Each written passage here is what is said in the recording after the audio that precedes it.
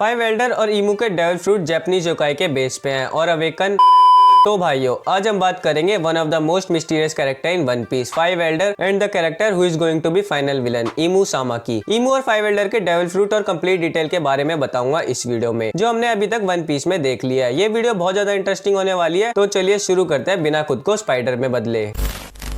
Five Elder एक council है highest ranking celestial dragon की, जो वर्ल्ड गवर्नमेंट की हाईएस्ट अथॉरिटी है। वर्ल्ड गवर्नमेंट के ऑफिशियल सुप्रीम लीडर होने की वजह से फाइव एल्डर पूरे वन पीस वर्ल्ड पे रूल करते हैं अपने ट्रेमेंडस पॉलिटिकल पावर और डेविल फ्रूट से। फाइव एल्डर के पास कंप्लीट कंट्रोल है सारे गवर्नमेंट के पार्ट्स की, जैसे पुलिस, टेंसिफर, पोल यूनिट्स और मरीन्स पे। यहाँ तक कि मरीन के फ्लीट एडमिरल, जो हाईएस्ट रैंकिंग है मरीन में, वो भी फाइव एल्डर की हर एक बात को मानते हैं। फाइव एल्डर किसी भी आइलैंड पे बस्टर कॉल करवा सकते हैं जिनसे उन्हें खतरा हो, और ये काम करने का पावर वो lower ranking world government agent को भी दे सकते हैं। फाइव एल्डर किसी भी वॉरलॉर्ड से उनके टाइटल को छीन सकते हैं अगर वो अपना वॉरलॉर्ड वाला काम नहीं करते तो, और अब तो वॉरलॉर्ड का सिस्टम ही खत्म कर दिया है इन्होंने। और हर एक सेलेस्टियल ड्रैगन की तरह अगर इन पे अटैक हो रहा होगा तो मरीन एडमिरल को भी बुला सकते हैं। फाइव एल्डर मरीन की लेटेस्ट इन्वेंशन सेराफिम और पैसिफिस्टा जो वेगाबंक ने बनाई है, उन्हें भी कमांड कर सकते हैं। यहाँ तक कि सेराफिम और पैसिफिस्टा पे फुल अथॉरिटी है फाइव एल्डर की, वेगाबंक से भी ज्यादा। वन पीस में फाइव एल्डर ही हैं जो एक नॉर्मल सिविलियन को सेलेस्टियल ड्रैगन में बदल सकते हैं, और फाइव एल्डर ही हैं जो सबकी बाउंटी डिसाइड करते हैं। फाइव एल्डर सेलेस्टियल ड्रैगन होने के बावजूद बाकी सेलेस्टियल ड्रैगन की तरह अपनी पूरी बॉडी को सूट से कवर नहीं करते और अपने फेस पे ग्लास का बबल नहीं पहनते, जिससे इनकी एयर अलग हो बाकी लोगों से। पर अगर इनको किसी ऐसे ने देख लिया जिसको इन्हें नहीं देखना चाहिए था, तो वो तो मरेगा पक्का। और जब एगेट आइलैंड पे सैटर्न जाता है तो डोबरमैन को इंस्ट्रक्शन देते हैं कि सैटर्न की प्रेजेंस के बारे में किसी को पता ना चले, स्पेशली लोअर रैंक वाले मरीन्स को। अगर देख लिया तो उनकी पनिशमेंट डायरेक्ट डेथ होगी। बस जिसको ये चूज करेंगे वो इनकी प्रेजेंस को देख सकते हैं, जैसे इनसे शैंक्स मिला था। अब अगर आपको ये जानना है कि एक पायरेट होके शैंक्स फाइव एल्डर से कैसे मिल गया, तो शैंक्स पे भी वीडियो बना रखी है, आई कार्ड और डिस्क्रिप्शन में लिंक होगा, इस वीडियो के बाद देख लेना। और अगर चैनल को सब्सक्राइब नहीं करा तो कर लेना। चलो अब आगे बढ़ते हैं। फाइव एल्डर का प्राइमरी काम अनस्टेबल वर्ल्ड को पायरेट के इन्फ्लुएंस से बचाना और वर्ल्ड गवर्नमेंट की पब्लिक इमेज को बचा के रखना है। फाइव एल्डर के पास वन पीस की मीडिया पे पूरा कंट्रोल है, जिसकी वजह से इनका जो मन होगा वही प्रिंट करवाएंगे मीडिया में। पर अगर मीडिया इनके खिलाफ ना हो, तो जैसे मॉर्गन्स ने करा था इनके खिलाफ में, लूफी के निका फॉर्म को ही बाउंटी पोस्टर में डाल दिया था। इन्होंने ये भी छिपा के रखा है पब्लिक से कि गेको मोरिया को लूफी ने हराया है, और बाद में असासिनेशन भी करने लगे गेको मोरिया का, ताकि लगे कि वॉर में मरा है, जिससे इनकी इमेज अच्छी बनी रहे। और इम्पेल डाउन के लेवल 6 के प्रिजनर के एस्केप को भी छिपा के रखा है इन्होंने। और जब डोफ्लामिंगो इन्हें ब्लैकमेल करता है तो फेक न्यूज फैला देते हैं कि डोफ्लामिंगो ने रिजाइन दे दिया 7 वॉरलॉर्ड ऑफ सी से, और सिविलियन को ऑर्डर दिया कि शांत रहे, जबकि बहुत बड़ा वाला स्कैंडल कर रहा होता है डोफ्लामिंगो। और इन्होंने क्रोकोडाइल के सारे काले कामों को भी छिपा रखा है वर्ल्ड से, और जब सब लीक हुआ तो मरीन पे सारा नाम डाल दिया। इनके कुछ डिसीजन से तो फ्लीट एडमिरल साकाजुकी और सेंगोकू भी गुस्सा है। फाइव एल्डर पर्सनली लूफी पे ध्यान रखते हैं, उसके डेविल फ्रूट की वजह से ही नहीं, बल्कि वो मंकी डी ड्रैगन का बेटा है, और लूफी का क्रू इनके खिलाफ रेबेलियन कर रहे हैं, जैसे एनाइस लॉबी से निको रॉबिन को बचाना, और इम्पेल डाउन का सबसे बड़ा प्रिजन ब्रेकआउट करना, और मरीन फोर्ट पे आके एस को बचाना, और कुछ वॉरलॉर्ड को भी हराना, जैसे क्रोकोडाइल, गेको मोरिया और डोफ्लामिंगो। ये वॉइड सेंचुरी से भी जुड़ी हुई सारी इन्फॉर्मेशन को लीक होने से बचाने के लिए कुछ भी कर सकते हैं। जब प्रोफेसर क्लोवर ने इनसे बात करी थी और बोला था ग्रेट किंगडम का नाम पब्लिक में बताएंगे, तो इन्होंने डायरेक्ट ओहारा आइलैंड को ही खत्म करने के लिए बस्टर कॉल करवा दिया, ताकि कोई बच ना पाए और ग्रेट किंगडम का राज किसी को पता ना चले। इनके पास बेसिक नॉलेज तो है वॉइड सेंचुरी के बारे में। इनको जब ये भी पता चलता है कि वेगाबंक जो इनके साथ बहुत टाइम से काम कर रहा है, वो सीक्रेटली वॉइड सेंचुरी के बारे में रिसर्च कर रहा है, तो उसे भी मारने का ऑर्डर दे देते हैं। फाइव एल्डर के पास डेविल फ्रूट के ट्रू नेचर के बारे में भी बहुत ज्यादा इन्फॉर्मेशन है, स्पेशली जोन फ्रूट के बारे में। तभी तो इन्होंने लूफी के गोमू गोमू नोमी के रियल नाम को छुपा रखा है, और ये भी बोला ये मोस्ट रिडिकुलस पावर है वर्ल्ड की, जिससे इन्हें बहुत ज्यादा खतरा है। इसलिए ये भी चाहते थे कि लूफी के अवेकन फॉर्म को कोई नहीं देखे, और लूफी के बाउंटी पोस्टर को रीप्रिंट करने का ऑर्डर दिया था इन्होंने। फाइव एल्डर को वर्ल्ड गवर्नमेंट के डिफरेंट एरिया में काम करने के लिए डिफरेंट टाइटल दे रखे हैं। तो चलो बताता हूँ फाइव एल्डर की टाइटल और डेविल फ्रूट के बारे में।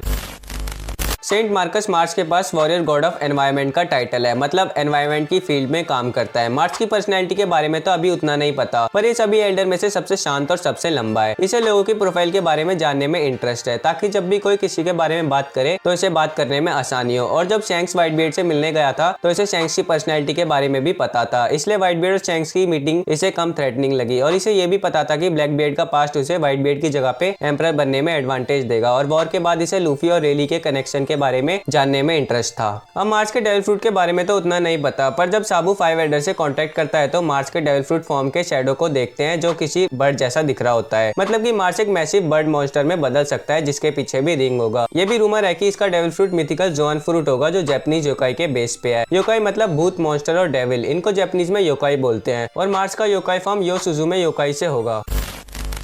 सेंट टॉपमैन वर्करी के पास वॉरियर गॉड ऑफ जस्टिस का टाइटल है, मतलब ये जस्टिस की फील्ड में काम करता है। अब वर्करी की पर्सनैलिटी के बारे में तो नहीं पता, पर ये मोस्ट सीरियस मैन है 5 एल्डर में से। इसे जब ये पता लगता है कि लूफी ने क्रोकोडाइल को हराया है तो लूफी और क्रोकोडाइल के बारे में बात करता है और क्रोकोडाइल को 7 वॉरलॉर्ड ऑफ सी से हटा देता है और साथ में लूफी को बोलता है कि उसे छोड़ेगा नहीं वर्ल्ड बैलेंस खराब करने के लिए। और बाकी 5 एल्डर की तरह ये नहीं है कि इसे लोअर रैंक वाले कुछ भी बोलेंगे तो ये सुन लेगा। और जब मरीन फ्लीट एडमिरल साकाजुकी 5 एल्डर से मिलने आता है तो और जब अपना गुस्सा दिखाता है तो बाकी सब तो कुछ नहीं बोलते, पर वर्करी ने साकाजुकी को उसकी औकात दिखा दी और बोला कि आकुजी ने ब्लैकबियर्ड को ज्वाइन कर लिया है जो मरीन का फेलियर है। अब इसके डेविल फ्रूट के बारे में भी नहीं पता, पर जब साबू 5 एल्डर से कांटेक्ट करता है तो ये भी अपनी डेविल फ्रूट के शैडो फॉर्म को दिखाता है जो बीस्ट फॉर्म जैसा लगता है, जिसकी एक टेस्ट मतलब जैसे हाथी की सूंड होती है वैसा, और विंग्स भी और साथ में लॉन्ग ईयर्स भी होते हैं। ये भी एक योकाई के बेस पे ही है, पर इसके डेविल फ्रूट के टाइप के बारे में नहीं पता अभी तक। सेंट ईथन बैरन वी नज़जीरो के पास वॉरियर गॉड ऑफ फाइनेंस का टाइटल है, मतलब ये फाइनेंस की फील्ड में काम करता है। नज़जीरो काफी पॉपुलर भी है क्योंकि ये महात्मा गांधी जैसा दिखता है। नज़जीरो भी वर्करी की तरह लिटिल टॉलरेंट है। नज़जीरो फर्स्ट एल्डर था जिसने वर्ल्ड की करंट बैलेंस को सस्टेनेबल नहीं माना मरीनफोर्ड वॉर के बाद। नज़जीरो ने विल ऑफ डी को खतरा माना है। सेंट नज़जीरो वानो कंट्री से भी हो सकता है क्योंकि इसके पास वानो कंट्री की बहुत ज्यादा इन्फॉर्मेशन है और जुनेसा जोउ आइलैंड से भी फैमिलियर है। और इसके पास लॉन्ग स्वॉर्ड है जो कि रूमर्ड है कि शाओडाई कितेचु है, one of the strongest sword in One Piece. अब इसके डेविल फ्रूट के बारे में बात करें तो बाकियों की तरह जब साबू 5 एल्डर से कांटेक्ट करता है तो ये भी अपने डेविल फ्रूट के शैडो फॉर्म को दिखाता है जो एक लंबा ह्यूमनॉइड मॉन्स्टर की तरह है जिसका हेड बाहर की तरफ है। इसके डेविल फ्रूट भी योकाई के बेस पे है, पर इसके डेविल फ्रूट के बारे में ज्यादा जानकारी नहीं है।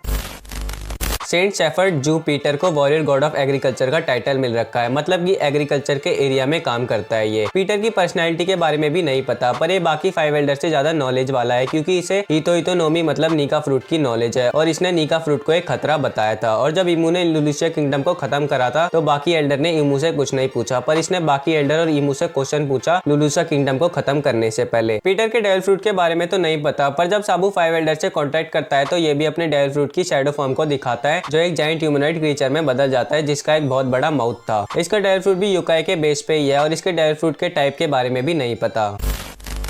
सेंट जैगर से सैटर्न को warrior God of science and defence का टाइटल मिल रखा है, मतलब ये डिफेंस और साइंस की फील्ड में काम करता है। 5 एल्डर में से अभी तक सबसे ज्यादा इन्फॉर्मेशन सैटर्न पे है जिसकी वजह से सबसे बड़ा वाला हरामी एल्डर है और सैटर्न ये जिसने कुमा की जिंदगी झंड करके रख दी है। सैटर्न एक साइंटिस्ट भी है जिससे इसे खुद पे बहुत ज्यादा कॉन्फिडेंट है और सैटर्न ने बहुत से लोगों पे टॉर्चर और एक्सपेरिमेंट कर चुका है जिसके बाद सबको सैफायर स्केल आ गए। सैफायर स्केल एक तरह की बीमारी है जिसमें जिसको ये हो गई वो सनलाइट में आएगा तो पत्थर का बन जाएगा। ये बीमारी गिनी को भी हो गई थी सैटर्न की वजह से, जिसके बाद सैटर्न ने गिनी को छोड़ दिया। फिर गिनी की बेटी बोनी में भी आ गई थी ये बीमारी। सैटर्न ने अपने एक्सपेरिमेंट में तोशी नोमी डेविल फ्रूट के एसेंस को एक्सट्रैक्ट करके जब बोनी छोटी थी तो उसमें डाल दिया था, जबकि तब बोनी डेविल फ्रूट को भी नहीं खा सकती थी। फिर जब कुमा गिनी को लेके वेगापंक के पास जाता है तो सैटर्न को पता लग जाता है कि कुमा वही है जो भागा था गॉड वैली से और गिनी की बेटी जिस पे एक्सपेरिमेंट कर रहा था उसे सैफायर स्केल हो गया और वेगापंक ने सैफायर स्केल का इलाज ढूंढ लिया है। तो सैटर्न वेगापंक और कुमा को थ्रेट करता है, फिर कुमा को वेपन में बदल देता है मरीन के लिए और इसने अपनी हद पार करते हुए वेगापंक से डिमांड करी है कि कुमा के फ्री विल को खत्म कर दे और उसके अंदर सेल्फ डिस्ट्रक्शन का स्विच डाल दे जिससे कुमा कभी भी वर्ल्ड गवर्नमेंट को धोखा ना दे। और जब ये एगेट आइलैंड पे जाता है तो अपनी ही साथी मरीन्स को इंसेक्ट बोलता रहता है। अब सैटर्न के डेविल फ्रूट की बात करें तो रूमर्ड है कि mythical zone devil fruit उशियोशी Nomi है। सैटर्न वैसे एग्जैक्ट सेम लग रहा है एगेट आइलैंड पे जैसे गॉड वैली इंसिडेंट के टाइम दिखा था जो 39 ईयर पहले हुआ था और ज्वेलरी बोनी के एज चेंजिंग पावर का भी कोई असर नहीं होता सैटर्न पे। और जब सैटर्न एगेट आइलैंड पे आता है तो एक मैजिक सर्कल में से निकलता है और सर्कल के बीच में पेंटाग्राम बना है और जब सर्कल से इमर्ज होता है तो हाकी जैसी लाइटनिंग निकलती है और एगेट आइलैंड पे आ रखे सभी को पता चल जाता है कोई बहुत खतरनाक बंदा आया है। और सैटर्न अपने डेविल फ्रूट फॉर्म में एक स्पाइडर लाइक क्रिएचर में बदल जाता है जिसके 2 हॉर्न और 6 लेग्स हैं जो उशी योनी योकाई के जैसा है और इसका डेविल फ्रूट भी अवेकन है क्योंकि इसके पीछे भी लूफी और रॉब लूची की तरह क्लाउड की रिंग है। इस फॉर्म में Saturn aura like invisible force का यूज करता है जिससे जब अपनी आइज को ग्लो करता है तो यूज करता है और अगर किसी लोअर रैंक मरीन ने सैटर्न को इस फॉर्म में देख लिया तो उसका हेड तो ब्लास्ट हो जाएगा। इस पावर से सैटर्न अपने एनिमी को इमोबिलाइज कर देता है जिससे निकल भी नहीं सकते, चाहे वो कोई भी हो, लूफी, बोनी, मॉडिफाइड ह्यूमन लाइक सांजी और एंड्रॉइड लाइक एटलस। इस फॉर्म में सैटर्न की इंजरी भी हील हो जाती है, जैसे जब बोनी ने सैटर्न के नेक के पास शॉर्ट से मारा था तो हील हो जाता है और ये साइज में इतना बड़ा है कि बोनी को भी बहुत आराम से पकड़ लेता है और इसके स्पाइडर फॉर्म में लेग शार्प हो जाते हैं जिससे कुमा की बहुत ज्यादा स्ट्रॉन्ग बॉडी है उसमें भी छेद कर देता है। वैसे सारे एल्डर के नाम और टाइटल भी बहुत ज्यादा मेन है क्योंकि इन सब के नाम को किसी प्लेनेट से लिया है और टाइटल में वॉरियर गॉड है जिसका कुछ तो मतलब होगा। अब इन सब के बारे में आगे पता चलेगा। 5 एल्डर तो बहुत ज्यादा स्ट्रॉन्ग है पर ये भी एक सुप्रीम लीडर ईमू की सारी बात को मानते हैं। तो चलो बताता हूँ ईमू के बारे में।